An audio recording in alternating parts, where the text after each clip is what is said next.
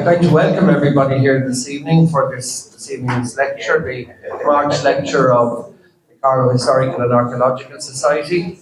But before we begin, well, a very warm welcome to everybody, but before we begin, Seamie Murphy has a little notice to read for us, so I'll ask Seamus to do that now.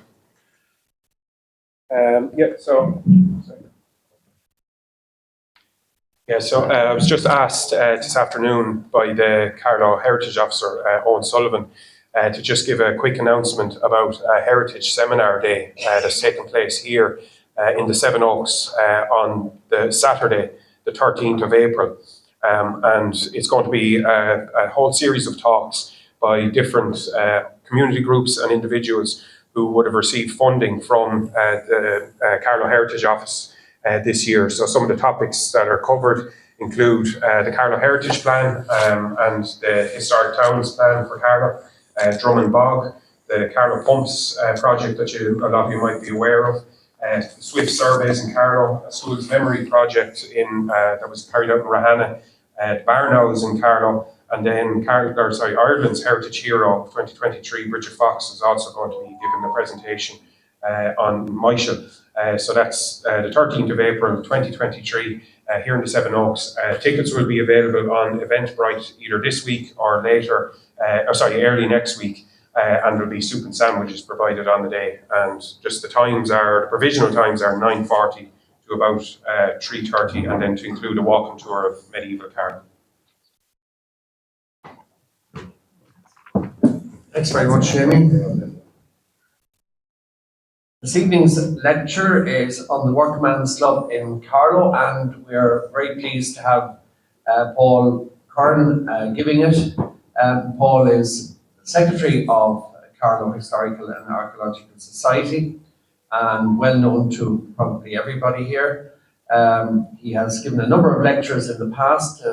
I think some of you might have attended the lecture he gave on the ambulance service during Heritage Week last August, and we certainly filled the room upstairs. There wasn't a standing room, so and actually Paul received a presentation from the Heritage group for that presentation, so well done for that. Paul has also given a lecture on the railway in Carlow and others as well.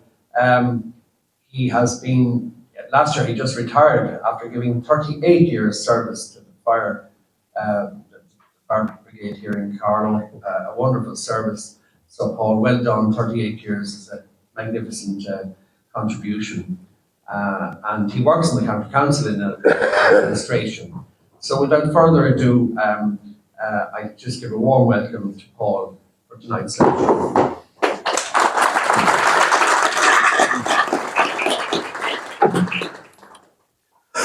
Okay, just to say it's quite a detailed, photographically speaking, detailed presentation. So we'll try and kind of race through it as quickly as we can.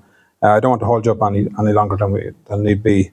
Just on this, so if any of you want this presentation, I'll hand it out around the sheet there. If you write in it your name good and clear that I can read it, and your email or someone's email, and I'll send it to you if any is wanted. Okay, just to say there's no problem. It's not a money-making thing. It's just the more people have this history, the longer it'll stay about. So that's my slant on this. I try and pick a topic each year, and it's not even a topic. It's getting you out. You're in a pub, a nice glorified pub here, so you can nip in next door after and get yourself a little drink and have a chat, and that's the main purpose of this whole thing. Okay, so we'll get straight into it. You'll have a look at the photograph there. You can see it's kind of collage of many of the great personalities. And it's important to mention that you'll see there Pansy Nolan there at the bottom right-hand corner, great personality in her own right, sadly passed away there a couple of years ago. And she would have run the bar, the manager there, the managing side of it for years as well, a lovely lady. So we're just going to quickly go through it there. So I'll start at the beginning, which is usually the best way. Numerous sources. Michael Purcell would be a very well-known historical heritage person, and Alice Tracey, who some of you might have heard of years ago in the 60s, who also did a lot of work in this area. So basically, the idea of a workman's club was first discussed in December 1898. And that date is important because people think it's 1899, it's 1898 or whatever. So in the home of Mr. Tom Little, Messrs. Little and O Hanrahan brothers, Ellis, Warren and McAssey were appointed to see Mr. Malloy to inquire into the possibility of renting an early Georgian double house, number 13 Brown Street. Mr. Malloy agreed to rent the premises for £7 a year, which was reasonable, and to be responsible for all structural repairs. So the first meeting then on this premises took place on April the 9th, 1899. So that's where you get 1898 and 1899, okay? Mr. Thomas Little was elected president or chairman. Mr. F. Brennan was vice president. Mr. H. O'Hanrahan, better known as Harry, secretary. Mr. C Kellett, assistant secretary. Mr. P. Comerford was the treasurer. Mr. Ellis from the Nationalist background as well, the Nationalist newspaper, along with Mr. Little. And subsequently, Mr. Sparks were appointed trustees. Others present at this meeting were Mr. T. Delaney, Mr. W. Warren, P. Fenlon, J. McAssey, E. Dwyer, P. Dooley, F. Brophy, and Mr. Brophy was a grandparent of Mr. Ted Brophy, who was buried earlier on today. There was a strong connection there. Mr. R. Clifford, John Walsh, J. Quillen, M. Wetherell, M. Mulhall, L. Cullen, Ted O'Hanrahan, and Michael O'Hanrahan, who we all know a numerous amount about. The three O'Hanrahan brothers were the sons of the Fenian Richard O'Hanrahan, who took part in the Rising of 1687, and who came to work as a corker in Corkins. So Carlow, our group, in 1963 had a very good article by Ms Tracey, who was a fantastic historian. Now, rather than go through every single word on this thing, I'll just kind of pick out a few things. In May and June 1899 were the busy months for the newly formed club. The membership fee was 15 shillings per year, and £64 was lodged in the National Bank in June. A list of subscriptions was printed in the Nationalist. Much effort was devoted to equipping and furnishing the club and to procuring requisites from the various games. Amongst the first purchases were a bagatelle table. I don't know what that is. Does anyone know what a bagatelle table is? No? I only know of the group. A draft board, 2 packs of cards, a box of dominoes, a card book, 2 dozen chairs. And when it was discovered that the chairs were supplied not of Irish manufacture, they were returned. Also purchased were 2 oilcloth table covers for the card tables. So back then, cards and dominoes and drafts were harmless enough little games, but that was what they wanted. It's funny that also a dozen tin spittoons, like you see in the cowboy film. So there were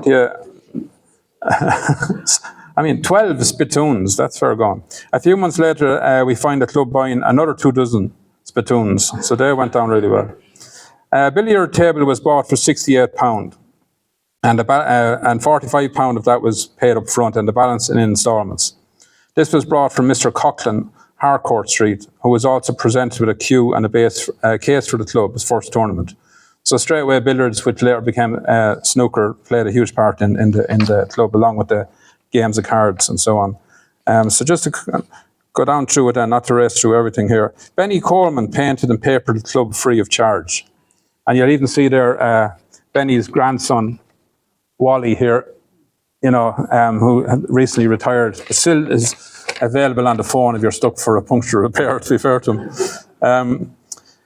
Anyway, just to go back to that then, Benny Coleman painted and papered the club free of charge, and was later thanked tremendously by the group. Benny Coleman painted and papered, as I said. Mr. Kingsbury was appointed caretaker at a wage of 3 and 6 per week. And just to go through another few, another subcommittee decided on the magazines and the newspapers to be supplied to the club. To the average working man in 1899, newspapers and magazines were considered a luxury. So at the beginning of every year, the papers and magazines were auctioned off to the highest bidder, who had sole right to remove them. The subcommittee was constantly reprimanding members who took newspapers home. The following papers and weeklies were to be supplied to the club from Miss Colgan, the news agency. Daily Freeman, the Irish Times, Carlow Nationalist, the Leinster Leader, the Herald Telegraph, the Irish Catholic, United Irishman, the Irish Bits, St Patrick's Stand, Harmsworth Harper's, Wide World, Chambers, Irish Monthly, The Graphic, which you probably remember years ago. I don't know if any of you, it's a fantastic little publication and had great, some of the fantastic artists of that time, particularly around World War I time. The illustrations were actually better than the photographs, which were very basic at the time. Wide World, Chambers, Irish Monthly, Graphic, as I said, the Black and White, the New Ireland Review, and Comic Cuts, Racing World, and the Golden Penny. Let's see, so we'll just go on a bit. The club was to be a place where the working man could be a place where the working man could relax in comfort with friends, take part in the various games, and avail of the facilities provided. It was to be a non-profit making, non-sectarian, non-political, but Irish in every possible way. Michael O'Hanrahan seemed to look upon the club as an extension of the Gaelic League and never missed an opportunity to promote the Irish language, the culture and the workmanship. He had refused a job in the civil service, saying that he would not work under the British. So no alcoholic drink was allowed on the premises. In 1906, a member apologised and resigned his membership when it was discovered that he had brought a bottle of stout into the club. No bad language was allowed. Members were fined or suspended for infringing this rule, and a disciplinary subcommittee was meted out suitable punishment for any misdemeanour. And as I said, billiards and cards seem to have been the main interest of members. Okay, so just to kind of slip through a few other bits here for you. Yeah, there was an original meeting on the 6th of February 1899, but because the lads that they wanted to join were actually still working late in the evenings, a follow-up meeting was held. A more representative gathering of workers attended the meeting held on Sunday, February 26, 1899, at which Mr. Little again presided. Mr. R.J. Clifford, Provisional Secretary, read some correspondence he had received encouraging the object of the meeting, including letters from Bishop Foley and Mr. John Hammond. Okay. So then we go up to, on the 23rd of February 1899, Mr. Little wrote to R.J. Clifford, Honorary Secretary, "Dear Sir, it has come under our notice that some person has circulated statements to the effect that it was the intention of the promoters of the proposed Workman's Club to have it be a political one, and also that we propose to establish a bar for the sale of intoxicants. We take this the earliest opportunity of repudiating such statements as being false and without a shadow of foundation, as it was never intended that it should be a political or drinking club, believing as we do that such an organisation would have a demoralising effect on its members and a large section of the community." So we go back up, basically the first 25 years is well recorded in the minutes, but then it kind of goes quiet after that. From kind of 1924-25, there's very little kind of paperwork available. It's important to stress that. Okay, so I'll just quickly go through a few other things here. Another feature of the early club was the staging of plays. A lengthy review in the Nationals and Leinster Times of the 12th of April 1902 about a play, Ireland as It Was, which had been produced by Carlow Workman's Club Dramatic Amateurs in the town hall. The performance was followed by a seasonable farce, April Fool. So anyway, the formation of a brass band was an early achievement of the club. It lasted until 1916. It gave regular outdoor concerts in the town and played at gatherings throughout the county. An early engagement outside the county was attending the laying of the foundation stone of the Vinegar Hill Memorial at Enniscorthy on Sunday, the 28th of May, 1905. Okay. In February 1902, two proposals were placed before the committee by Michael O'Hanrahan. One, that shop assistants should be allowed to join the club, and two, that no person under 18 years of age could play cards on club premises. But before these proposals could be implemented, Michael O'Hanrahan had resigned from the committee and from the club. The cause of resignation was a proposal to admit a British soldier as a member. The proposal to accept the soldier was passed by 11 votes to 2. At an earlier meeting, his proposal that circulars to members be in Irish and English did not secure a seconder. Despite this upset, a close connection between the club and the national cause continued. In 1902, club chairman T. Little was secretary of the Gaelic League, and the club premises was used as a headquarters for A Company, Carlow Battalion of the IRA in the War of Independence. Okay. So, it said in 1965, Ms Alice Tracey did a very comprehensive article on the history of the club. So I'll take down this microphone, for a few seconds. I'm just going to show you some of these images then, so to kind of get moving on this thing, okay? So Alice Tracey did a very comprehensive history of the club, but a lot of emphasis on Michael O'Hanrahan was the main thing of it, which was important because it was coming up to the 50th anniversary of his execution. So as you know, you have Michael O'Hanrahan here, Harry and Edward O'Hanrahan here. You have Eileen O'Hanrahan, sister of Michael, in 1965 with the Sledger and Father Cleary here. And here's Michael O'Hanrahan, going arrested after the rising on to execution. Sledger again, Patrick Foley and Sean Donnelly. Be green upon their graves, O happy spring, for they were young and eager who are dead. Of all things that are young and quivering, with eager life be they remembered. They move not here, they have gone to the clay, they cannot die again for liberty. Be they remembered of their land, for aye, green be their graves and green their memory. James Stevenson. So, and then this is the Workman's Club Amateur Dramatics. You can see the various members there. There's a couple of young chaps. Tom Little's son, I think, is in the front there. Tom Little here himself. Okay. Just, as I said, from 1924 up to the 40s, there's very little information really that we could find. Just here at Carlow Workman's Club, at a committee of the Carlow Workman's Club held on Monday night the 17th, the following resolution was proposed by John Murphy, seconded by Mr. Martin Brennan, and passed in silence, all the members standing, that we, the committee of the Carlow Workman's Club, tender our deepest sympathy to Mr. Joe Matthews, who would have been Dickie Matthews, the old fireman's father, I would gather, and family in their recent sad bereavement, occasioned by the death of his son, Joseph, who would have been Richie's brother. Joseph, and as a mark of respect, the meeting now adjourned, and copies of the resolution be sent to Mr. Joseph Matthews. So then we have the various excursions. 1927, excursion to Howth, on Sunday the 17th of July 1927. Train will leave Carlow Station at 10 a.m, returning from Howth at 10 p.m. Train will stop at Amiens Street Station, both going and returning. Children half fare, which is good. The various sessions and do's then. The Grand Carnival Dance 1930 under the auspices of the Carlow Workman's Club will be held on Sunday night, November the 30th, in the Town Hall, Carlow. Now the Town Hall, you'll see in a later photograph, they would have had events there in the Town Hall right up into the 60s and 70s. That music by D&B Band, especially augmented. Tickets, various prices for gents and ladies, and double tickets. Mr. T. Burke was a musician. On Sunday last, and this is back in 1932, the funeral of the late Mr. Thomas Burke took place at St. Mary's Cemetery.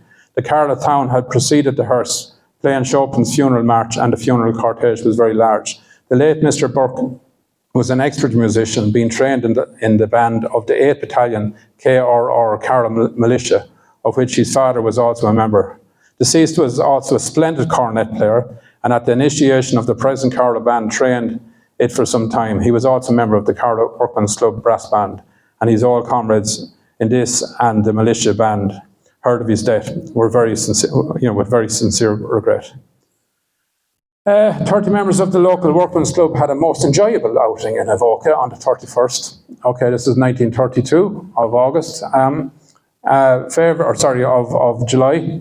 Favoured by ideal weather, the excursion was one of the pleasantest possible. I have been asked to mention that the members are extremely grateful to Mr. Godfrey, who very generously placed a lorry at their disposal for the day. And this happened for years after the day. The Godfreys and Corkins went out of way to make sure the lads and the ladies had a driver. You can see it here again. Corkin and Co, who so kindly gave their lorry and driver to carry the refreshments.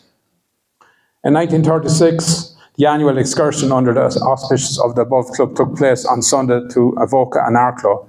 The weather was most favourable on the occasion, which added to the enjoyment of the outing. The members and committee wish to thank Corkin and Co again for the lorry and the driver, and also Miss G. Donnelly, who supplied the refreshments, and Mr. James Dempsey from Tullow Street, who supplied hardware, 1936, you know. The annual dance then in the Ritz Ballroom, 1947, so we're going up a few years here. The Cayley dance in the Ritz Ballroom in 1941. This is right, you know, during the emergency period. Okay, so just to go through it there again. Then we're up into the 50s. This is my grandfather here, Louis Carr. The sugar factory and the Workman's Club had a very strong connection, but so too, you know, through Governey's and all the other business that were going on in the town. But you can see probably a few personalities there. Bill Egerton, Greg Cullen, Paddy Kavanagh, Tinryland, Jim Burke, McGowan Road, Bob McGrath, Agnestown, Paddy Foley, that's the Sledger, John Street, Paddy Timmins, Henry Street, Gagan then from Stapestown Road, Margot Lombard, Montgomery Street, Louis Carr, my grandfather, St. Killian's Crescent, Mick Heary, Burn Street, Jack O'Neill, Mick Dempsey, the Buller Moore from Pollerton, Tom Whitney, St. Fix, Christy O'Brien, Quinnet. You can see them all there, sorry. All right. Then notice meeting Carlow Workman's Club, a general meeting of the above club will be held on Sunday the 1st, 1952. Okay, this gentleman, I took this photo myself in 1993 of Billy Conley, and there's Billy there in 1956. And the Bounty Lacey is there. You can see him there, he'll probably sharpen up a bit there. Shawnee Begley there, sorry, I'll go back. The Bono Gagan here as well, great personalities. Okay, happy enough with that. This photograph then, Michael Purcell has this, is a great photograph, but if you have a look here, in 1950s, the tall man on the left is the Sledger over here, okay? From John Street, he was chairman for 15 years. When it was learned that the Workman's Club were adding a ladies' toilet in order to admit lady members, none member, the Reverend Father Coughlin, requested to attend the meeting in order to object to admission of women. Sledger told him to get a job on a building site, then you can join the club and offer your opinion. Otherwise, your authority ends at the front doorstep. It's brilliant, isn't it? Great, brilliant. This is a great photograph here. You probably did see this photo over the years, but great personalities in it. It's got both my grandfather Louis Carr is here, and my wife Stephanie's grandfather, the Mocker McGrath, is here, and his son, young Mocker, is there. Sledger is up here. All the personalities are in it there, you can see them. Ned Doog is there up here in the windowsill, I think. Jay Amini, Tom McGrath, Bill McGrath, as I said, Oliver Canal, possibly P. Purcell, P. Curran, no relation, J. Griffin, Mixer Timmins, C. Watchhorn, Lal Murray, Louis Carr, my grandfather, P. Cashin, M. Whelan, J. Nolan, P. Nolan, M. Whelan, T. Fenlon, M. Doog, P. Doyle, D. Hyland, P. Conley, M. Byrne, M. O'Neill, M. Moore. The Pigots, J. Pigott and Michael Pigott, P. Kelly, Buttermore Senior, possibly, B. Walsh, William McKenna, D. Hockney, T. Whitmore, T. Corcoran, B. Walsh, Salter, Murray, Jones, Buttermore Jr., W. Byrne, P. Brannigan, P. Brennan, M. Murray Senior, M. Doyle, and Tom Scully. Great picture, doesn't it? Brilliant picture, yeah. And the town hall there, yeah, the lads. Then here's another great picture. We have a few of the names here. John Donnelly, that would be Sean Donnelly, the secretary. That was his dad. He was a school teacher, 40 years, died in his 90s, great age, on the very left there. Next to him is Tony Parker, Victor Nocturth. I think this is Michael Byrne from Stapestown Road. He worked in the council, he was a truck driver. And Mr. Kinsella here and Tom Corcoran at the end. Do you recognise anybody else? Yeah. As someone said, there was a pint of Guinness there, but it was removed. Look at it here. Took it down for the photograph. There's the Sledger again. There must have been an audit or something here because the big leather bag is out. And this is my grandfather, Louis Carr, as well. This man was, does anyone recognise this man? Is he a Lawler or something? We're trying to get his name. Sue Brennan gave that photograph. It's a great picture as well. This is one of the excursions, 1955 or 54. Recognise anyone in that photograph? Bill, my father Bill and his brother Joe are in it. We saw it just over here. Oh, very good, yeah. Great personalities. There's the Sledger again, very distinctive. Always had the big smile on him. Yeah, it's a great picture though, isn't it? Really good. And a bit of music as well. Probably all the pints are in the background, you can't see. This is Louis Carr, my grandfather again. But he's like a Al Capone or something. This is Robbie, his auditor or whatever, or someone that do the books for him. And here he is again with a big jumper on him. Some great personalities in this as well. There's the sledger. The two of them are always fairly close together. And Dickie Matthews here, the old fireman that you saw earlier, his brother had passed away. Here's Dickie here, and Joe MacDonald, and the two Gagans are here. John Sweeney, the fire chief, 1950 odd. John Sweeney, you know John Sweeney Park, you might have heard of it, I'm sure. This is named after this gentleman. He was the first station officer, joined in 1912. And this Padjo Tierney, who you all know from the Workman's Club, that's his brother Joe, who lived in Chicago. He was in the fire brigade in the early years. And Tom Payne, obviously. Tom took over as station officer after John Sweeney retired in 55, and he sadly passed away a couple of months after that. That's the old IC2000 in the background. I always like to stick an old fire brigade photograph in there. O'Hanrahan's then a great photograph. I'm sure you know loads of, you've seen loads of photographs over the years of O'Hanrahan's, but it's a great one from 1958, of course, Michael Purcell. Great personalities there. Brendan Duggan, Ned Doog, Lawrence Darcy, Matt Vaughan, Lukey Lacey, Peter Walker, Eddie Walker, Michael McDarby, Pat Healy, Peter Flood, Pat Healy of the undertaking business, insurance business, Peter Flood. At the back then you have Donald Littleton, Pat Summers, Michael Whelan, Johnny Gagan, Huey Long, Eamon Long, both from the Crescent, Michael O'Boyle, Paddy Carpenter up here, Paddy's up here somewhere, yeah. And Liam Quigley. Liam was from Stepstown Road, I think, around there, wasn't it? Yeah. And Jimmy Walsh. Great picture again, isn't it? All great men, great personalities. Sadly, probably, at this stage, probably all gone. There's my grandfather again, always had his hands full. He's a pint in one and a slice of some kind of a burger or something in the other, honey. And the sledger has to be somewhere nearby there, somewhere. They're usually not too far away. Not great with the rest of the names, if any of you recognise anyone. It's a great picture, all right. But,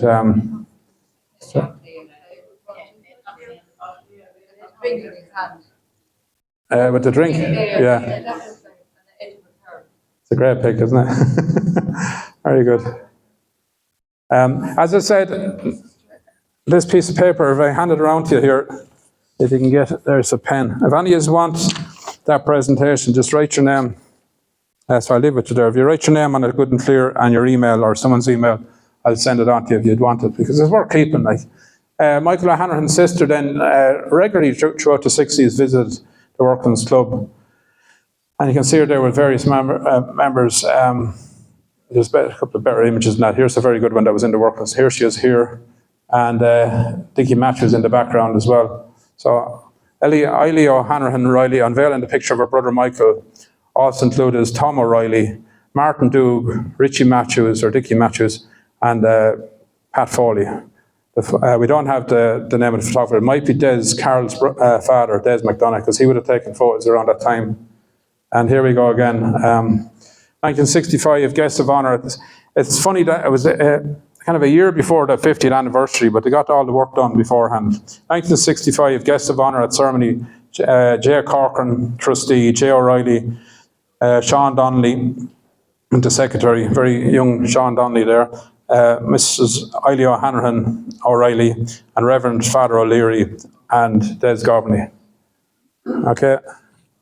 And around the same time, Ed Kinsley, at 81 at the time, was the oldest member of the club in 1965. And there's this the sledger again. I don't know who's... Is it the Bono Gagan? There's photo bomb, is that what they call it? Yeah.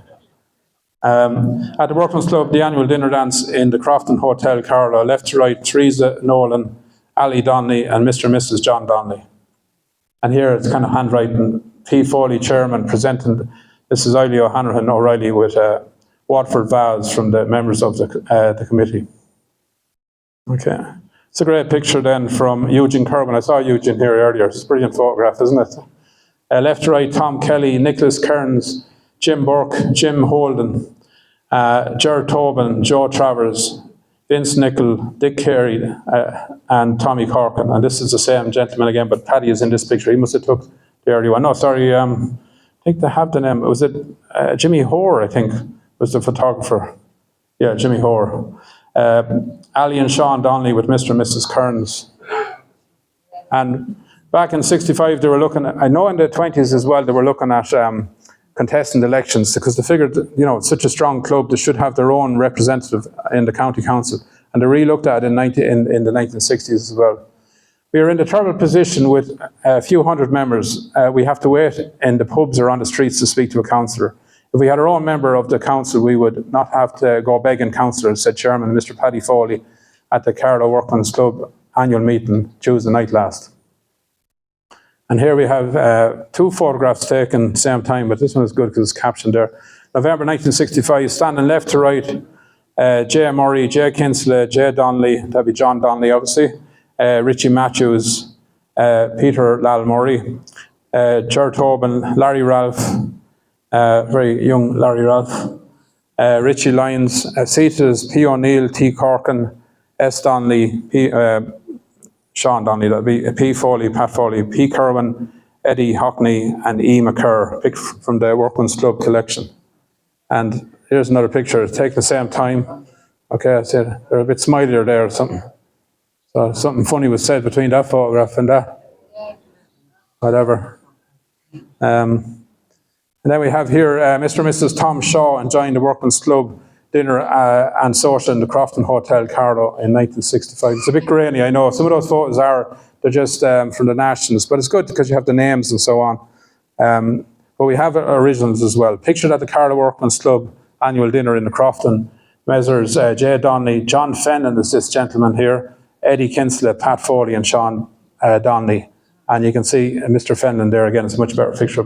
Sledger with a few of them there. It's Pat Foley, John Fenlon, and Ed in February 1965 from Mick Purcell's collection. At the Carlow Workman's Club dinner dance in 1966 in the Crofton on Wednesday, the Crofton's gas. John Donnelly, Mrs. S. Donnelly, Mrs. J. Donnelly, Mr. T. Tobin, and Mr. Tom Corkin. Or sorry, Miss T. Tobin. So the annual, see, it was a great old night out back then. Great. And it was good that the women were allowed to come in as well.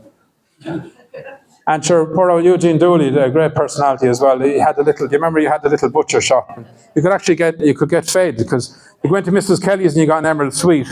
And then you went to Mr. Dooley, Eugene Dooley, and you get a slice of corned beef. So you actually had a meal in you before you got to the end of the street, which was good. And they did it, every single child. They were great people.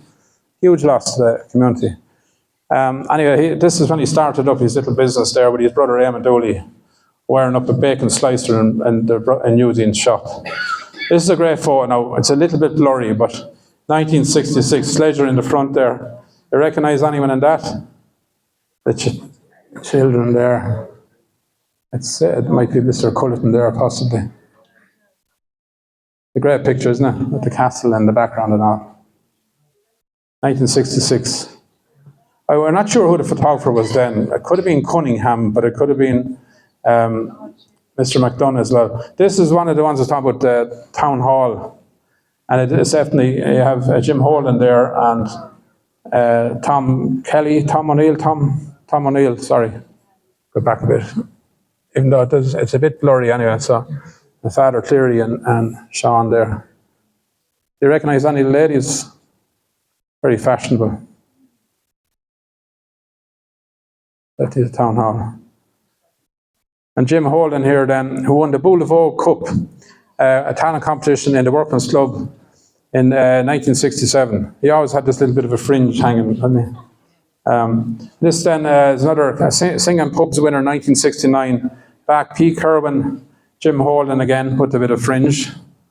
J. Egerton, Bill Galbally, E. McCurr, B. Egerton, M. Doyle, G. Tobin, and seated as T. Dooley, C. Egerton, and M. Lombard. And this is the Carlow Workman's Club established. It's funny, it says established 1898, and then you'll see other ones established 1899. Boulevard Talent Cup, first prize, the Boulevard Cup and replica and cash. Second prize, cup and cash. Just cash anyway is the main thing. Entries to G. Tobin, 22 Pollerton Road, Carlow. Nah, there's a great picture as well. 1965, Carlow Workman's Club members holding the Harp Lager Dart Trophy. Great picture, isn't it? Brendan Hayden, Lal Murray, probably good to them all. Dennis Shaw, Larry Ralph, Brendan Lennon, George Hogan from the Carlow Workman's Club picture club. This man we're trying to figure out, it's not Alec Byrne. Does anyone know who that? Whitmore. Tom Whitmore. Okay, good to know. Yeah, that's great. Singing a song there, I think. And it was, Godfrey was the photographer back then. There's another great picture, isn't it? Back Andy Dowland, the Sledger Foley, Tommy Corkin, Joe Corkin, George Tobin, Ned Hockney. Now we don't have the man at the end there, if you can figure out what it is. And in the front, Paddy Curran, Vince Nichol, Sean Donnelly, Tom, that shouldn't be Bonner, it's Bomber. Bomber, as in he used to wear bomber jackets, and that was, sorry, it's not Bonner, it's Bomber. And Eddie McCurr, picked by Jimmy Hoare. Okay.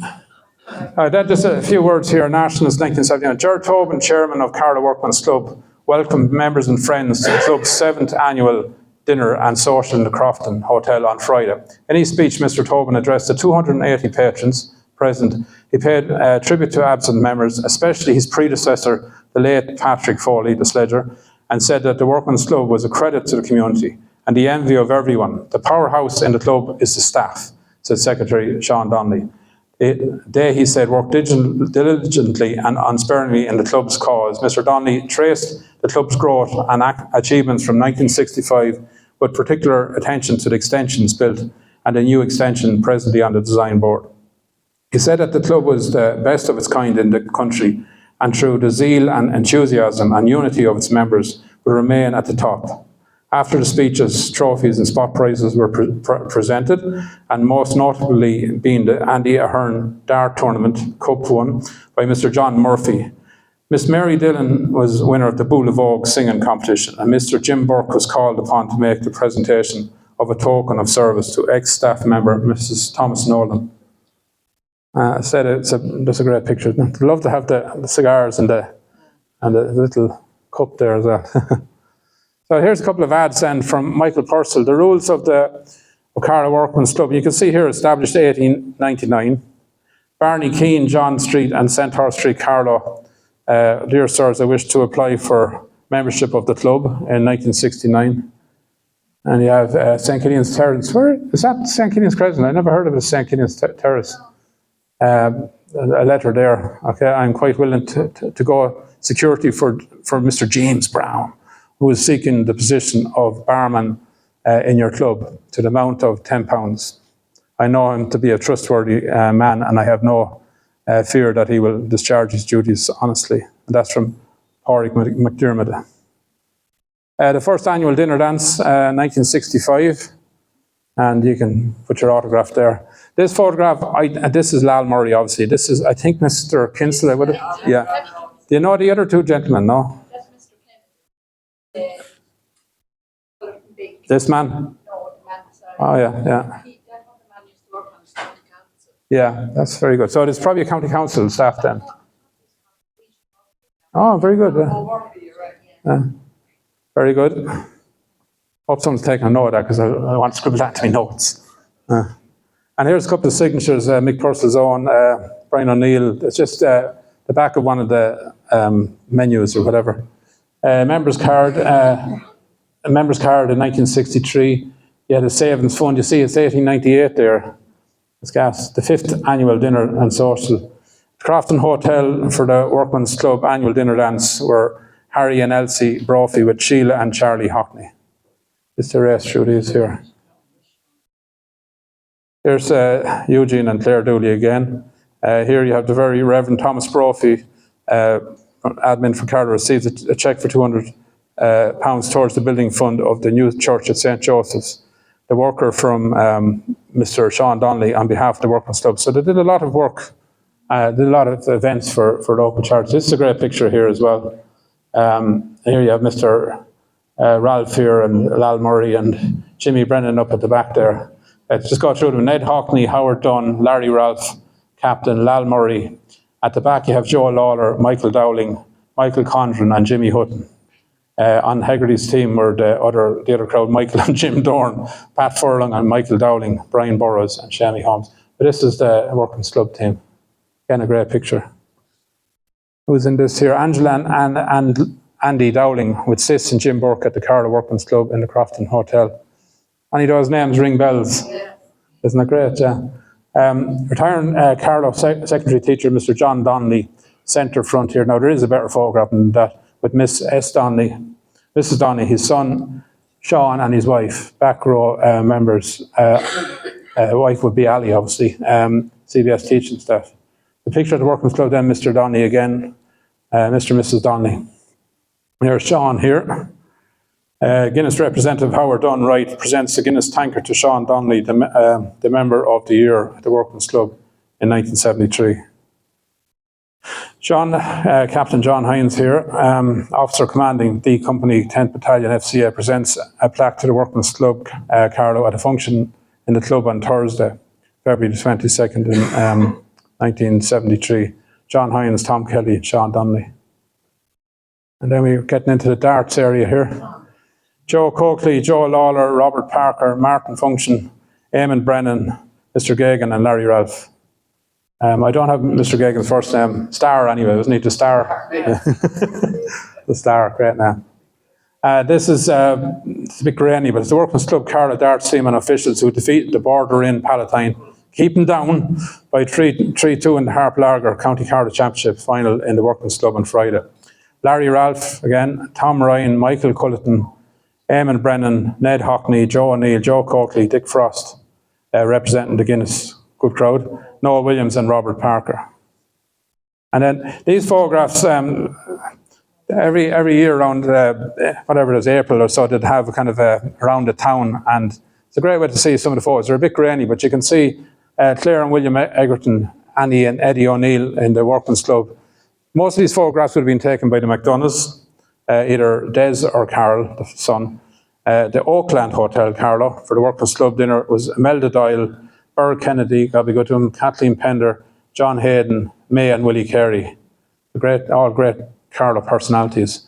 And Mary and Bobby Lyons at the Workman's Club. Now, there's more photos of Bobby later on there.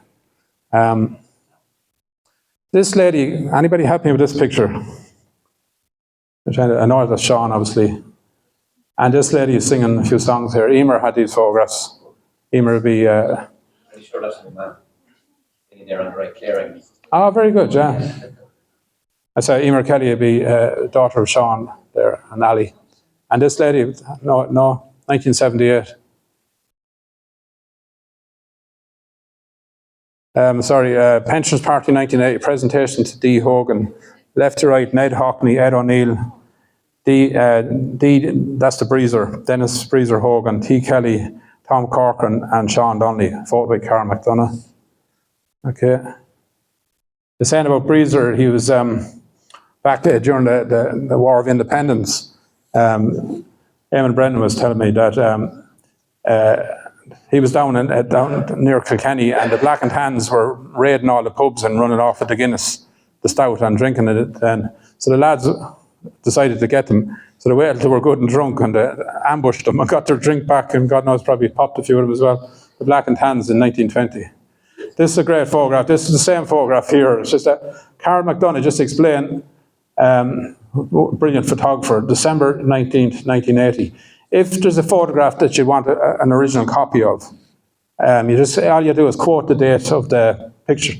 And he did. He sent me this one here, which is brilliant. You can see the detail on the original photograph. It's fantastic. There's the Breezer there, and Sean, and great picture. Here you are then, TJ. Ian Williams, Jay McManamy, Ger Tobin, Jay Burke, TJ horsing into it there, and Sean Donnelly. Photo by the late, great Willie Dooley, who was a great photographer in his own right as well. And plenty of stout there as well. There's another one by Willie, I'd say. Pensions Party 1980. Mixer Timmins here. Mick was in the fire brigade as well, as you know. Ian Williams, Jay McManamy, L. Mitchell, Jay Sheenan, Ger Tobin, and Jay Burke. Willie Dooley as well. I might be missing a name there. So stand down.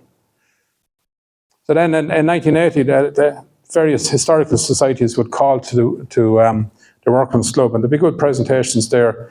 You can see various people would be John O'Brien from Carlow County Town Labour Councillor, UDC, Chairman and Trade Union Veteran of the Founders and History of the local branch of the ITGWU, and Mr. Paddy Bergen.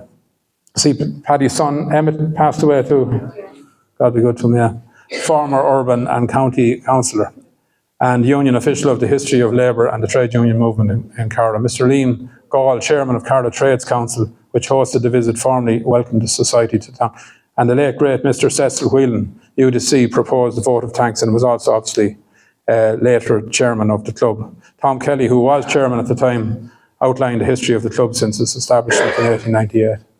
And you can see the strong Irish connection there as well. The Workman's Club always tried to promote the Irish language. At the presentation of Carlow Workman's Club original minute book to the National Library were John Collins, the Workman's Club, chairman, who was chairman at the time, Sean Donnelly, club secretary, and Dr. Kevin Whelan from the National Library, photo by Rory Moran. Okay. So you can see here the significance of the book. It only covers the first 25 years though, which is big because where's the next 25 years? And it's very hard to find anything on it. But the original minute book of Carlow Workman's Club, recently microfilmed and currently available in the National Library, is a unique social history which will greatly enhance research into the 1898-1925 period. According to Dr. Kevin Whelan, the library's assistant librarian, Mr. Whelan was speaking in Carlow Workman's Club when he handed back the minute book to Club Secretary, Mr. John Donnelly. Now that book at the moment is in Trinity College, as far as I know, okay? And you can look at it online, okay? Reference to the O Hanrahan's then, the minute book contains many references to club founder members, including Michael O Hanrahan, one of the executed leaders of the 1916 Rising. His brother Harry was club secretary for 5 years, and as you know, Harry passed away a couple of years later just from being in prison, and when he tried to recover, it took too much out, and he didn't come back. So, unfortunately. This is a grainy photograph, but it's about the names, really.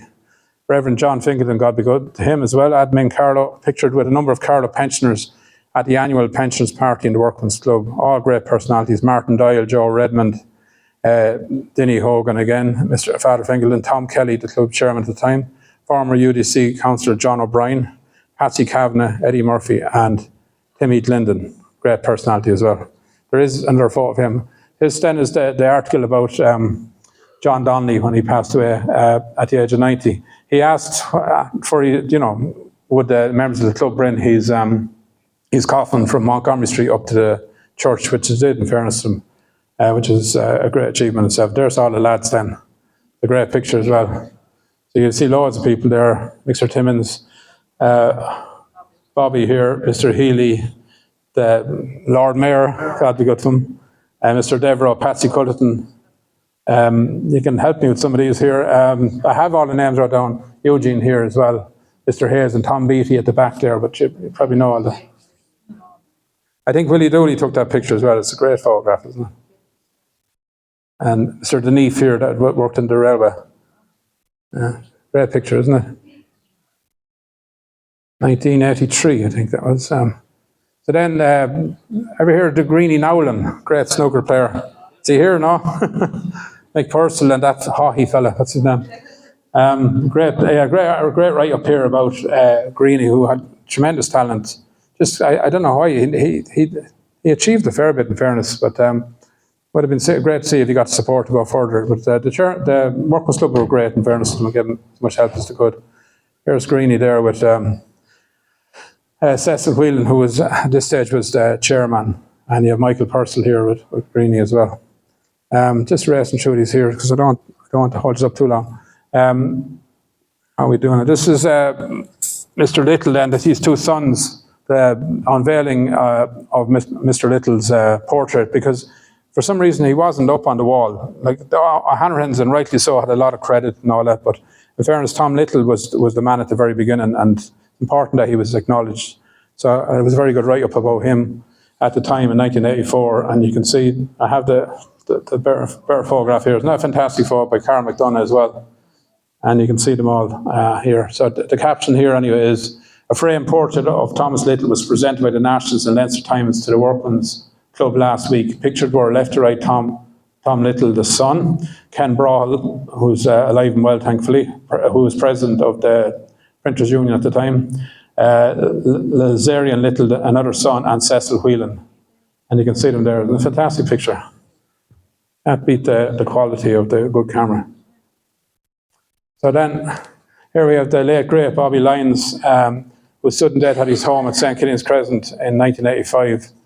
Shocked his many relatives and friends, and he was a very colourful manager of the Carlow Workmans Club for 21 years, respected by hundreds of club members and committees down through the years for his business acumen. He played a big part in making the club one of the foremost of its kind in the country. The late Mr. Lyons was also a lifelong member of the Irish Foresters Benevolent Society, which provided a guard of honour. He's known. And you probably know too, Annie Corcoran passed away, who was there recently, was very involved in the Workman's Club as well. And she gave me some great photos a couple of years ago, which down the road we'll hopefully do a thing, and we'll mention Bobby and Annie again there as well.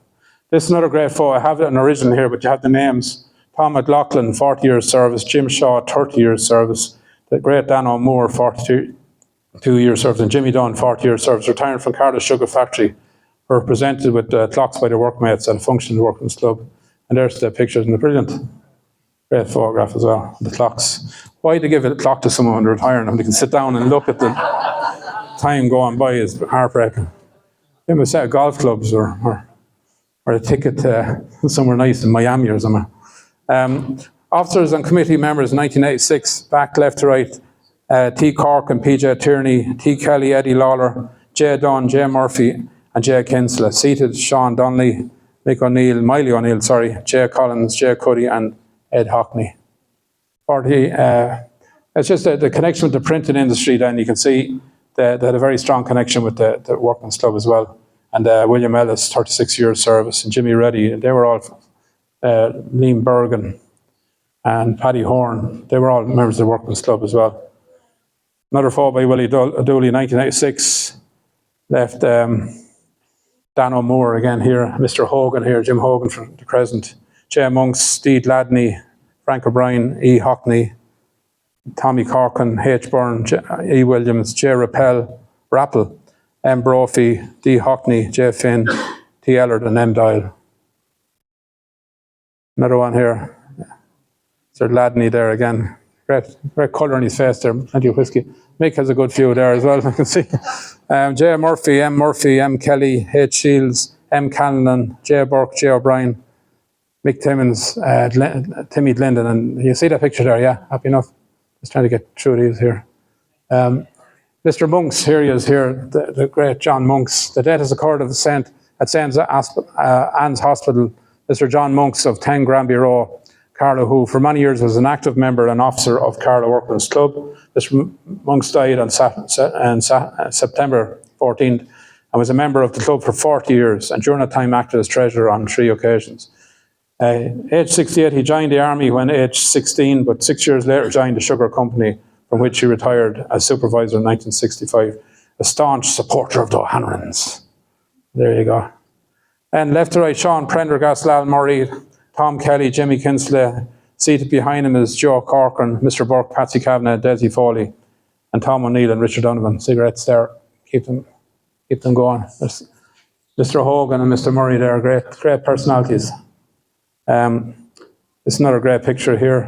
Bobby Lyons' retirement night in 1985. Photos provided by Margaret Stacey and the Workman's Club collection in relation to these photos here. You can see here, Tom Kelly, Jimmy Cummins, Jimmy Dunn and John Sheen. Front, Ned Hockney, Jim Hogan and Peter Lal Murray. Another great picture there. This is Bobby Lyons' retirement. Another photo by Carl McDonough in 1985. With Maureen Farrell. That is isn't it Maureen Farrell? I'm sure that's her name. Nancy and Peter Murray, Burr Kennedy from the County Council as well. Bobby and Sadie Lyons and Anna Moore. Great picture as well. And here we go again. J.J. Lambert, Chairman, Carlow Workman's Club, makes a cheque presentation to Bobby Lyons on behalf of the members of to mark his retirement after 22 years as manager, watched by Mrs. Lyons and members of the committee. I think it was actually 24 years, but. And here we go then. He's the write-up in the paper by Michael Purcell, which was very good. This is very from the Lyons family. Great photographs here of Bobby, and he's a 100-year-old mother. God be good to her. And this is Lyons there alongside on their wedding day, and all the kids. Lovely, happy family. He was in the LDF. Here he is with a colleague. Here he is in full flight. Here he is with a mop of hair when he's a child. And the photo you saw earlier. Great photograph. Anyone recognise this gentleman? No. Sorry. Is it Ger Hosey? Yeah. Yeah, Ger Hosey. Very good. Okay. Go back a bit there now. These are a few photos I took myself of various people that worked in the council, Burr Kennedy and Dan Pender and Bill Connie, that were also members of the club. Great personalities. These photographs were sent to me by Patricia Carberry, Paddy Curran, Lal Murray and Ger Tobin. And this one here, Ned Hockney, Paddy Curran and Nixie Kearns. And here you have Joan Kearns, P&P Kerwin, Ned Hockney, Ali Donnelly, N. Kearns, Sean Donnelly, and E. McCurr, presented by Patricia Carberry. Another great picture there. This is one of the snooker tournaments then, Carlow Workmans Club, winners of the South Leinster Snooker League, organised by St. Michael's Men's Club, Greg Lamanna, Michael Byrne, Tony Clifford, Pat Fennel, who gave me a good few photographs there in fairness to him, Richie Nolan, Pat Regan, James Holland, and Eddie Lawler. How are we doing on time there? Are we okay? Grant, okay. Emer Kelly got this fabulous photograph too. Bishop Lennon here and Pajo here and Jim Holden here and Sean here. Great photograph. I don't know what's going on with the chain, a little child here. But, sorry, Ian Williams, 39 St. Killian's Cres in Carlow, who died in November 1988. The local district hospital, was a member of a very old and highly respected town family. 73, young enough really when you look back. He had been in the failing health for about a year. During World War II, the late Mr. Williams served as a ground mechanic with the RAF and saw service in Burma, Italy and North Africa. And it's important too, a lot of them were ex-military. The Sledger Foley was in the Royal Air Force during the war as well. And my own grandfather, Louis Carr, was in the Royal Air Force as a tradesman. He was in his 40s, but said it was great, they had a great time. And you drink. After the war, he emigrated to Canada, where he married the former Lucy Donoghue of Dublin Street. On his return to Carlow 12 years ago, back in, that would have been 76, Mr. Williams, who was a member of Carlow Workers Club, was employed at the weighbridge of the Carlow Sugar Factory. You can see the connection with the sugar factory, as I mentioned. I don't have the names here of this one, but you can see a few of them anyway you'd know. This gentleman, will anybody help me with this one? No. Yeah. Joe O'Neill. There you go. 10 marks. You might get a free point there if you're quick enough. And, Sean Donnelly, obviously. This gentleman, this monk or Father Chris, very good. The late great Father Hingleton, Tom and Miley and Ned Hockley. Yeah, great. Very good. Oh, these are good. These are good. Jim Hogan here and Eugene Dooley. Now, the rest, I have the names down here. You have Timmy Glendon here. This gentleman here, I can't relate. He's not Keegan, is it? Tom O'Neill, is it? Okay. And this lady? Marie. Very good. These are good. Cigarettes are out again now. I loved old cigarettes, didn't I? And now, I obviously know Pajo Tierney and John Monks, but these two gentlemen. That's Bobby, is it? Yeah. Oh, yeah. And this gentleman? What did we? Yeah. Bit grainy, but it's a great picture.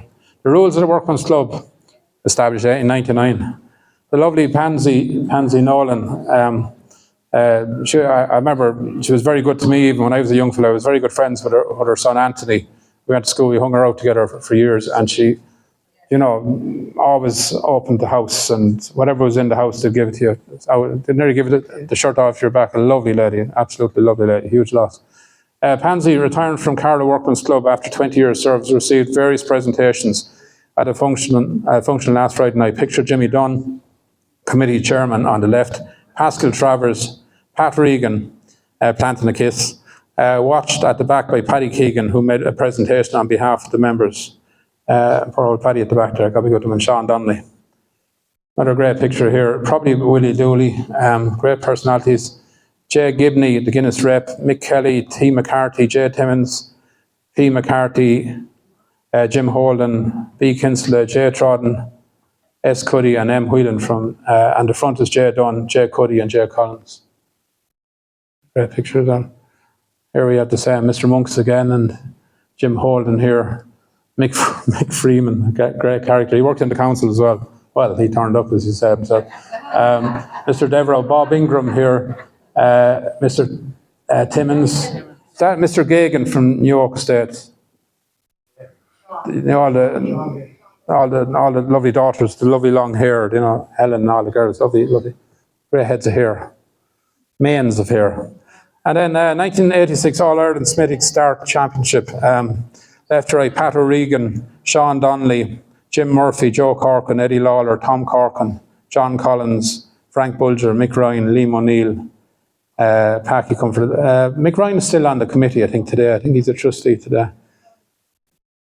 Mick Purcell there in the centre with the O Hanrahan's photograph. From left to right, Sean Donnelly, Cecil Whelan, who was chair a few years, was chair there, Tom Corkin, Michael Purcell, Kevin Kennedy, Padge O'Tierney, and Tom Kelly, fought by Willie Dooley. And a great picture. These photos are from Emer Kelly, Mary Murphy, Jimmy Dunn, Ali Donnelly, her mammy, Claire McGrath, Barbara Byrne, and Bridie Corkin. And I can see the women, even though they mightn't be members, they played a huge part and she kept the place running while the boys could do this. Photos provided by Emer, as I said. As he says, I'm famous now, I've been here. Great person. That's Mr. Kelly as well, isn't it? Yeah. Timmy Linden had a colour in his face there as well. One of Carlow's best known voluntary fundraisers, Mr. Timmy Linden of 31 Avondale Drive, died on Saturday, September the 3rd at St. Luke's Hospital, Kilkenny, after being born on the Dublin Road. Timmy later moved to Stepstown Road and in 1967 to Avondale Drive. Throughout his life, Timmy was associated with fundraising for many organisations such as Air Oak and Tinryland, the Workman's Club, St. Felix, so on. For the past 30 years, he was associated with the Bob's Your Uncle. That's still going on today, Bob's Your Uncle. Is it? Is Bob's Your Uncle still running? Oh, he was the brother-in-law of Michael Kelly. Sorry? He was the brother-in-law of Mick Kelly. Oh, very good, yeah. Grady. Yeah. Oh, yeah, I have a photo of Mrs. Linden there. And the late, great Lal Murray, then, a great personality as well.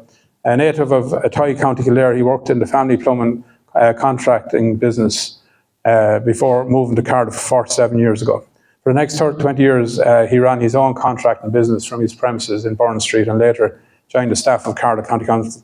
And his son, Martin, who was a very, very good friend of mine, God be good to him. You know, their family and my family were so close. My father and Mr. Murray were just great friends. You know, my mother was very good friends with Nancy as well. Just lovely people. A keen supporter of Gaelic games, he played with his native Athy team at both minor and senior level, winning many honours. On moving to Carlow, he joined the Hanrahan's football club and again won county honours with their senior panel. In 1989, he was awarded the Hall of Fame by O Hanrahan's for his contribution to the club over the years. He was also obviously a prominent member of the Carlow Workman's Club. As far as I know, he was chairman. And here he is with some of his colleagues from the county council. Over the years, one of the walkers here, Willie Carey, Oliver Horn, Dan Pender, Willie Hosey, Richie Taylor, and Michael Keaton. Mr. Bobby Burke, Larkfield, who died in 79. He retired 13 years after a lifetime of official dedicated service. An avid reader and quite good-humoured man. He was deservedly popular with all who knew him, especially his friends in the Workman's Club. Now, I have the names of this, but that's young heirs that passed away. Yeah, you might help me with that. I had them wrote down. I just have them over there. I want to stay going here. Padge O'Tierney, Kehoe, is it? Very good, yeah. Cecil here and Sean Donnelly. Yeah, I have them. I have them wrote down here. Sorry, I was trying to. Yeah, sorry. Back, Peter O'Connor, John Kinsella, Gary Grogan, Martin Ryan, Tom Collins, Brennan McGarry, and Declan Ayres. And in the front you have Miley O'Neill, Sean Donnelly, Cecil Whelan, Chair, Paddy Kehoe, and Padge O'Tierney. Good, yeah. You know, when you have it done, then you get more information. Yeah. This is the late Jimmy Hogan, and he is described here as was the last surviving member of the crew which built the chimney stack at Carlow Sugar Factory in 1926. And that's him there. Great picture, isn't it? And Jim Hogan, his son, actually gave that to me. I had him mired for about 4 years to get that out. In fairness to me, it. Presentation to Dan O'Moore in 1992. Mrs. Kinsella. Now there's a name missing here. Dan O with Mrs. Moore, Paddy Kehoe, and at the back is Miley O'Neill, Paddy Keegan, and Cecil Whelan. Is it this lady I'm missing, I think? If any of you know who that is. Okay. Sean Donnelly then, when he retired in 1996. Front left to right, Paddy Kehoe, the treasurer, Sean Donnelly, Mrs. Ali Donnelly, Jim Dunn, the chairman, back Tom O'Neill, Paddy Doyle, Joe Egerton, Michael Lacey and Sammy Kinsella. Sean stepped down as secretary of Carlow Workmans Club after 35 years service, which is remarkable. Paddy Kehoe, treasurer, Sean Donnelly, Michael Lacey, Ali and Jim Dunn. A few more snaps then. Here we have Lal and Murray. It's Nancy, that should be, sorry. Tom Kelly, Peggy Curran, Ned Hockney, Ali and Sean Donnelly, and Ger Tobin. And that's from the Donnelly collection. Yeah. And a great picture, yeah. I think that's in the Seven Oaks, is it? Looks like the pillar there. I took this picture actually, back in 1993, I'd say. I'm not sure. Lal and Nancy Murray there, great picture. Great people. Martin Murphy, Shamie Byrne, late great Shamie Byrne, Pajo, Tierney, Jim Holden and Sean Dunn. The Gaff Farrell and Sean Donnelly. This picture I took as well, Michael Kelly and Bridie. This is the sister, as you said, yeah. What's that story? I don't even know the story with the Rise Against Lindens. Did you ever hear that story, no? Or they thought someone was dead, it was comatose in a coffin. And they were all singing, around singing, having drinks, and then the person sat up in the coffin and they went running. Brilliant story, yeah. Rita Keegan, Angela Dowling, Ali Donnelly, Sean Donnelly, and Paddy Keegan. Great picture there too from Emer. Sean Donnelly, Ned Hockney, and Frank O'Brien from the Donnelly family album as well. Great picture. Great colour there. I would drink. I'm missing someone here now. Ali Donnelly, Joan Corcoran. This lady here, maybe you can help me. Claire McGrath, Rita Keegan, and Bridie Corcoran. Oh, very good. Yeah, okay, very good. And Ali, Claire McGrath, Barbara Byrne, and Bridie Corcoran here, and Sean in the middle there.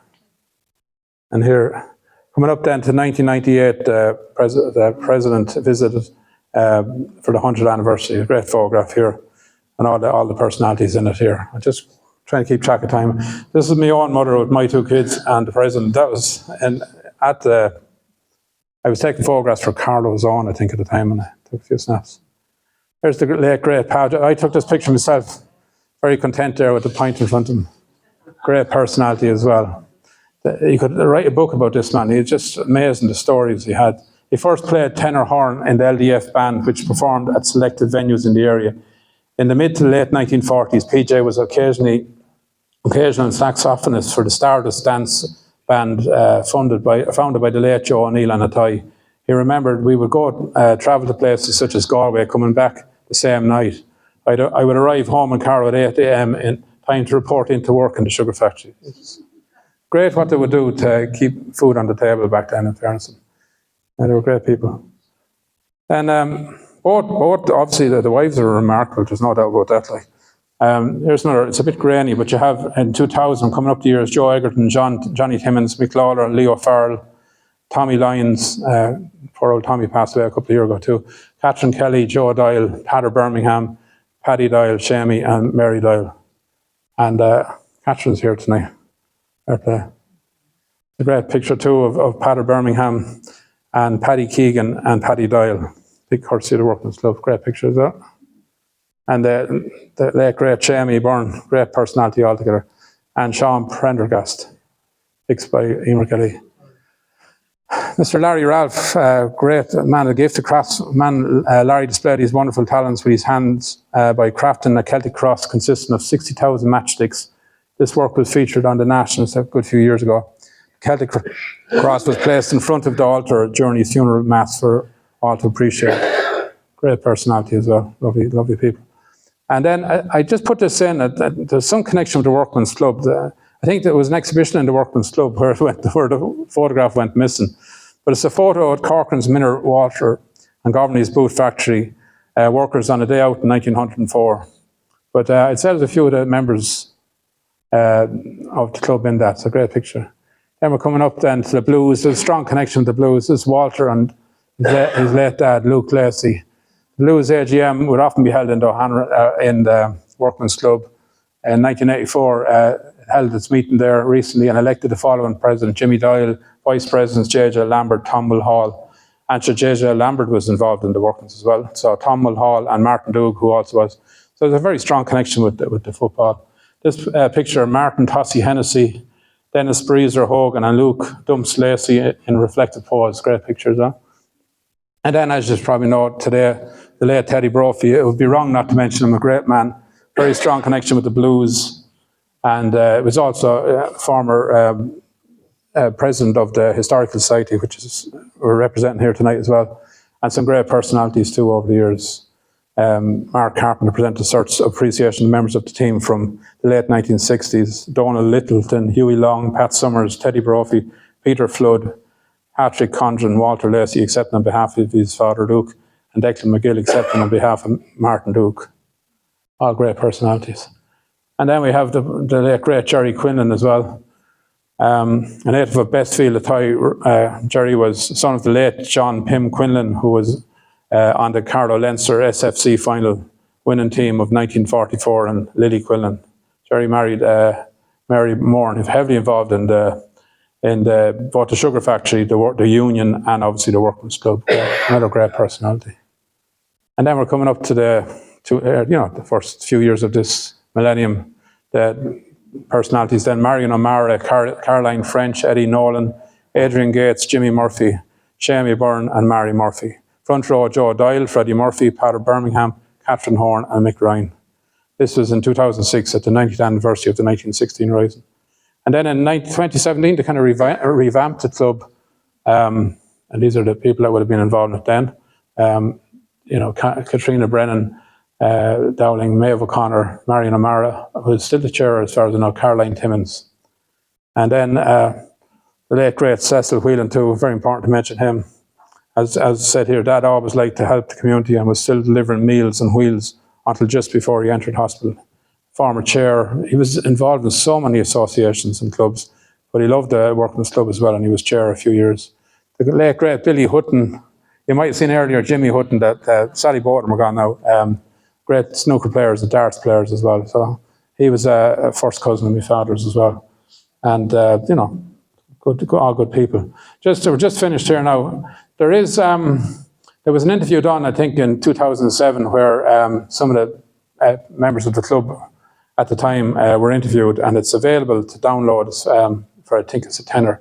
Paul Horn, Shamie Byrne, Pater Birmingham, and Catherine Kelly are mentioned in it, Catherine Horn. Definitely worth a look at. Just want to say thanks to everybody, Carlow Historical and Archaeological Society, the Nationalists, all the various journalists over the years, and the photographers.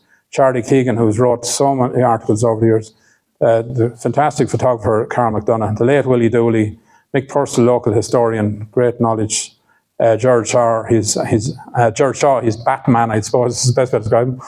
Eugene Carberry, Patricia Carberry, Anthony Brophy, the son of Pansy, Emer Kelly for the photographs, Paul and Catherine Horn, the Carlow Workman's Club Archives, Marion O'Mara herself as chair, Margaret Stacey, Eugene Curran, Sue Brennan, my cousin, more like my sister really, Jimmy Hogan, Freddie and Betty Murphy, John Quinlan, Eamon Brennan, Mary Lyons, and the Seven Oaks Hotel, and anybody else. And thanks again for coming along. I hope you enjoyed it. All right. Thanks very much.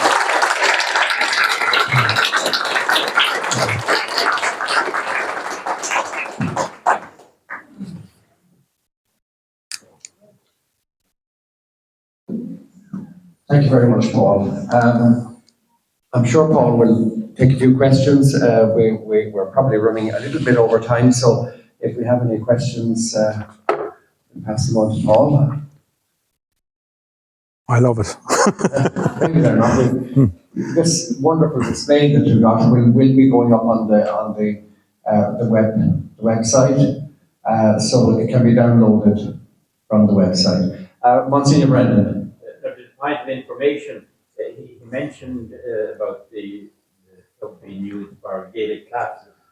I just came across that recently in the life of Carlow Sullivan, who was TD for Carlow, Delaney here, of course, after the War of Independence and so on. He was teaching in that big and he used to hold classes in the Workman's Club, classes and Irish culture classes. And as a matter of interest, there's a talk about him that this night, 2 weeks out in Knockbeg on the 3rd of April at 7 o'clock in Knockbeg. He was interested in that he came from Skibbereen, but then he was in the volunteers in Dublin, raised the flag in the GPO on Easter Monday. And after being in Francock in prison, he came to teach in Knockbeg for about 3 years. And he had a huge influence, and he became very involved in the War of Independence in the area, working with all the local volunteers in Iran and so on. And then he was elected for Carlow Kilkenny in the 2nd and 3rd Dáil. And I think General then a very close friend of Michael Collins, and was his right-hand man for a long time. Michael Collins is dead. And then he himself continued in the Dáil. When Kevin O'Higgins was shot, he went back to the Dáil and took that seat. The Dáil was landed in 37. He died in 1948, 56, I think. And strangely enough, his cortege, military funeral on Easter Monday, 1948, stopped at the GPO, where he had raised the flag so many Easter Mondays earlier. That lecture has been given by a Skibbereen man, a friend who knows the story and written extensively about Carlow. And that is like 2 weeks in that day. Everybody is welcome. Anybody in that. He was very involved in the War of Independence. Okay, thank you very much. Monsignor, yeah. Any other questions? Yes? I think what's interesting about the Workman's Club for me is at a time when Carlow was quite poor, and there were lots of people who had no outlets. The Workman's Club was set up by Carlow people, for Carlow people, and to be able to pay that annual rate and go in and face them for billiards and meet together, it was a huge social contribution to the town. And it was people doing it for themselves, which it's more than 100 years ago. Quite amazing.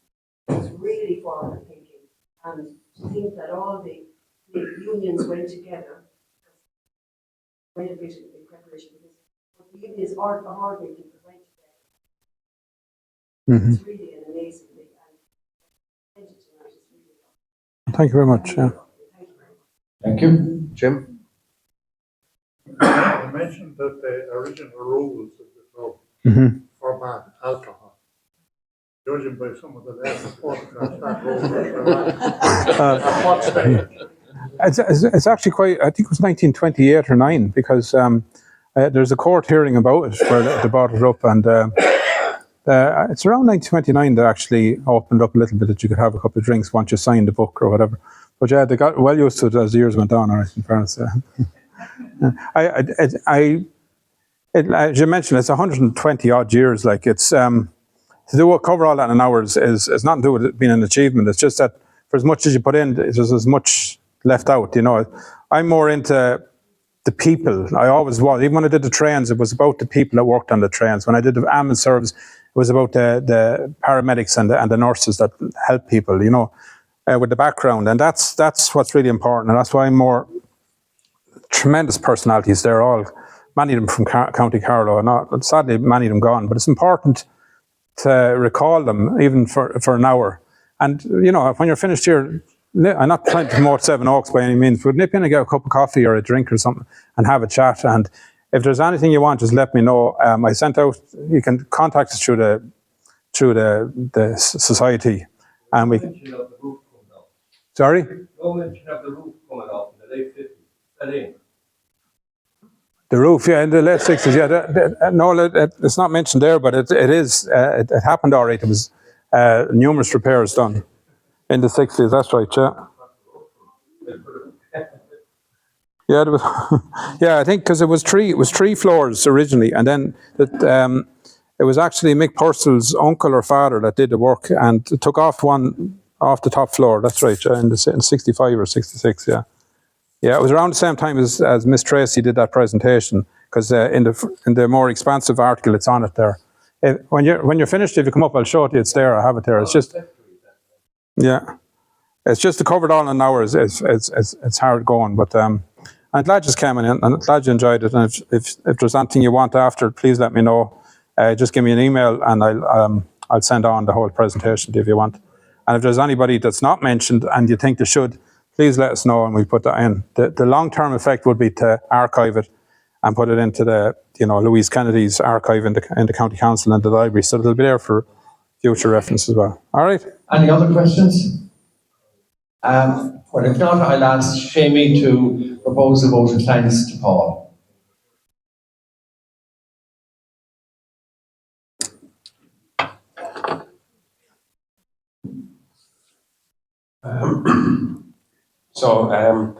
As Dan Carberry says, getting asked to give the vote of thanks can be terrible sometimes, because it means you actually have to pay attention to what's being said. But tonight I wasn't just paying attention to the talk, I was also paying attention to the room, because it's very difficult for someone to speak about the history of a topic where the subject matter is very much alive, ready to contradict you. And in this case in particular, membership have also been known to lead armed insurrections when they're upset.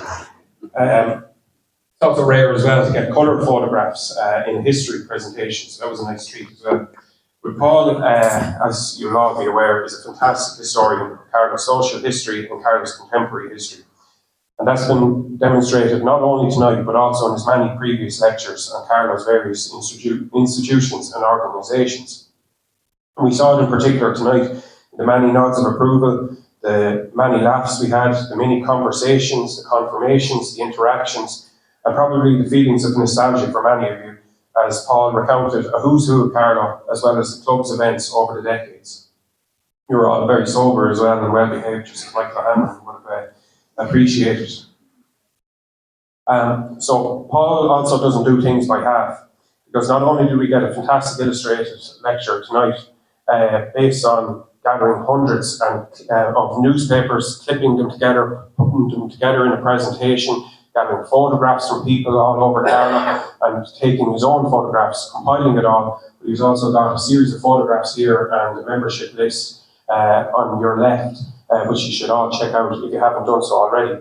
So on behalf of Carlow Historical and Archaeological Society, I'd like to propose a vote of thanks to Paul for his fantastic social night out tonight, a beautiful reminder of social nights past, and to make a small presentation as a token of our gratitude.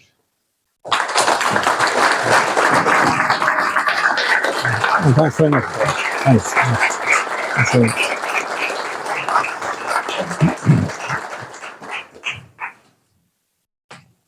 Thanks very much, Shamie, and thank you, Paul. Thank you all for coming along tonight. We don't actually have a charge for our lectures, but if you would like to leave a donation, that would be appreciated. Also, you may have noticed there are some older Carlowianas on the table there, and the edition, the 2024 edition, is also for sale if you haven't got one already. Also, if you'd like to become a member of the society, you can talk to Lynn or John about that, and you'll be very welcome to join the society. But thank you so much this evening for coming along in such great numbers. And our next lecture will be on, just check this now, on Wednesday the 17th, and it'll be given by Professor Terence Dooley. He's from Wales University, and it will be the subject will be the Irish Land Commission and its archives, 1881 to 1992. That's on Wednesday, the 17th of April, here in the Seven Oaks. And just on behalf of the Society, it would be appropriate, his name has been mentioned a couple of times this evening, and that is we would like to extend our deepest sympathy to the family of Ted Brophy. Ted would have been a former editor of Carlow, Vienna, so he has a connection with the society. So we do sympathise with his family. So without further ado, thank you all so much for coming along tonight, and we wish you a very safe journey home. Thank you. Sorry, I need the photographs that are there. If any of you want to take them, you're more than welcome. Okay, they're photocopies. I'll work away, okay?